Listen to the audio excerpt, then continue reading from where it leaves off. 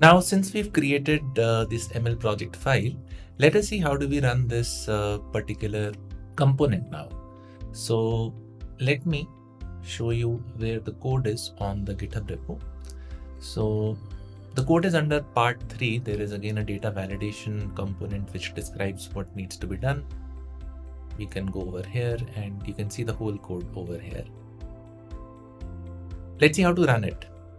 So to run it now, I will use this command. Instead of saying python run.py and then supply all the command line parameters, I am just going to let mlflow run my component for me. So I'll copy this and I'll paste it over here.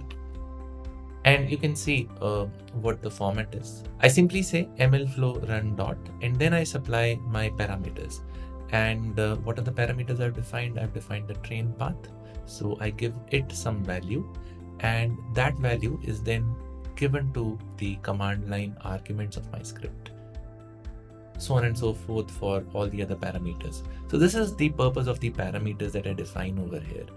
They take some input from a user and supply that input to whatever script you're running using the command directive.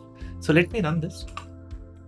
And now you would have noticed that I didn't change the environment in which this code should run. mlflow will take care of it automatically. It will use this conda.yaml file to create a new environment in case it does not exist. In case it exists, it is going to reuse the same environment.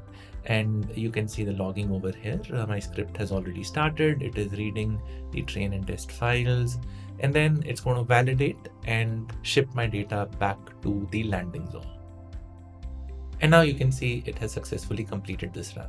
Now you might argue that this is another added level of complexity, but as we move on to other videos, you'll realize that doing so is actually going to ease the process of creating a training pipeline.